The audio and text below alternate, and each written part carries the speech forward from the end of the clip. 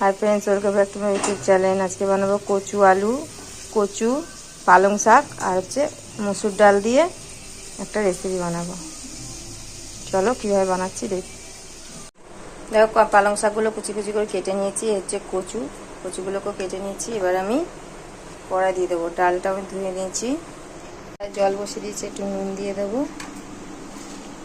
যে পালং শাকগুলো দিয়ে দেবো, কচুগুলোকেও দিয়ে দেবো,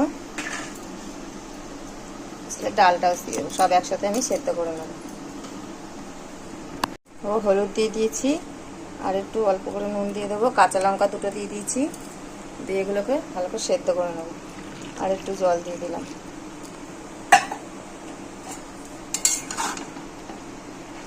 ততক্ষণে আমি চিংড়ি মাছটা কেটে নিই। আমি চিংড়ি মাছ দিয়ে বানাবো।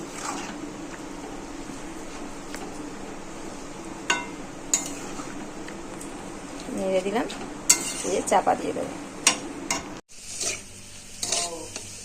হলুদ দিয়ে আমি চিংড়ি মাছটাকে ভেজে নিচ্ছি। দেখো পালং শাকটা আর কচু সেদ্ধ হয়ে গেছে। এবার আমি একটা ডাল ঘাটা দিয়ে এটাকে ভালো করে ঘেঁটে নেব।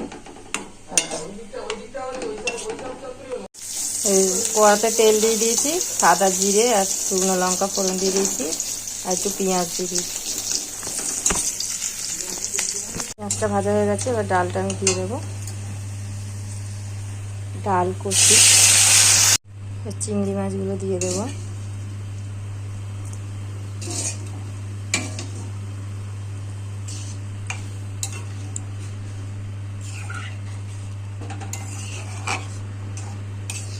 ফুটে যাবে, নামিয়ে নেবো। ফুটে গেলে দেখো ঘন ঘন হবে, ফুটবে আর একটু ঘন হবে। চিনি দিয়ে দেবো।